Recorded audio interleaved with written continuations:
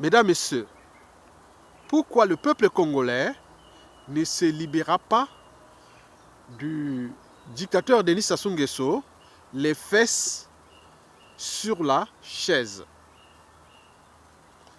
Parce que historiquement et factuellement, aucun peuple au monde ne s'est libéré du joug de l'occupation, ni de l'injustice, ni de l'oppression, et encore moins de la barbarie.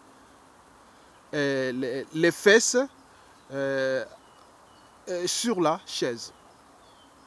Mesdames, Messieurs, peuple congolais, devant l'injustice, l'occupation, l'oppression et la barbarie, un peuple libre, digne et souverain ne peut que se libérer en se révoltant. D'ailleurs, voici les 3 vertus des peuples libres et dignes contre l'oppression, l'injustice et la barbarie. Parmi ces 3 vertus, figure 1, la désobéissance, 2, la révolte, et 3,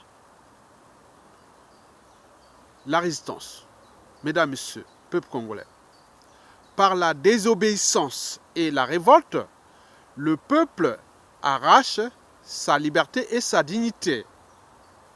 La liberté et la dignité étant les 2 premiers et fondamentaux des droits et devoirs de l'humanité et des citoyens, et donc de peuple.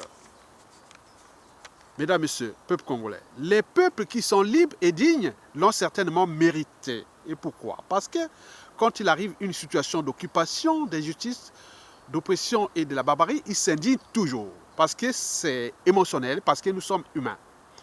Et puis se structurent et s'organisent et agissent collectivement. Donc, par la révolte, un peuple libre et digne arrache non seulement sa liberté et sa dignité, mais surtout exprime son pouvoir de peuple et donc sa souveraineté.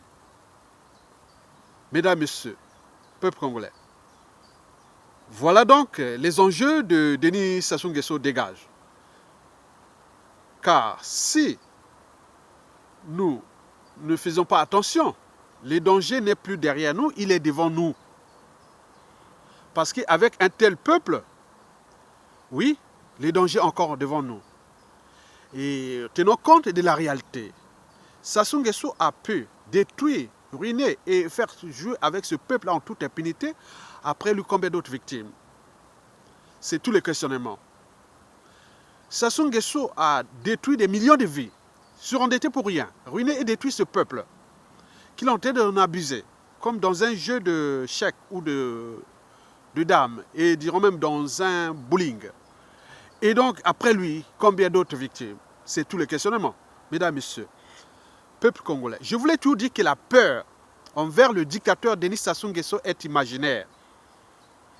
Parce que depuis déjà 2015, à nos jours, dans la ville de Brazzaville qui compte 1 800 000 habitants, nous avions chaque année de 15 à 30 000 Brazzavillois qui meurent dans les conditions de vie indignes. Chaque jour, il y a 50 à 100 personnes qui meurent dans Brazzaville à cause des conditions de vie indignes. Ils sont de toutes races et de toutes couches sociales confondues. Et donc, si vous ne tenez pas compte de cette réalité, vous avez perdu. Donc, nous, on préfère laisser Sassou Nguesso nous détruire indirectement ou même directement. Et nous, on a peur de se mettre dans la rue et les chasser comme ce qui se passe au Mali, qui se passe au Burkina Faso, en Corée du Sud et partout, en Soudan. La peur envers Sassou Nguesso est imaginaire. Sassou ne peut pas tuer 15 000 personnes dans Brazzaville quand ils vont se relever. Surtout que les conditions de vie indignes et touchent toutes les couches sociales confondues. Sur différentes échelles. Quartier nord de Brazzaville, sud, est, ouest de Brazzaville. Alors, où est le problème?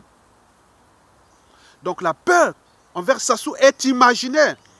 Donc un peuple a 3 vertus. La désobéissance, on l'a fait, ça n'a pas marché.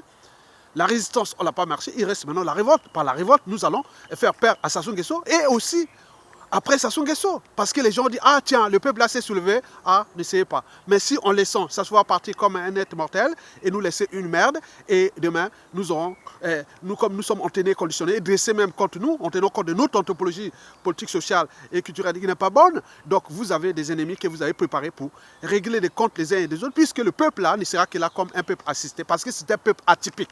On regarde tout ce qui se passe ailleurs dans le monde, et le peuple là est descendu aussi bas que partout sous le somme du continent noir.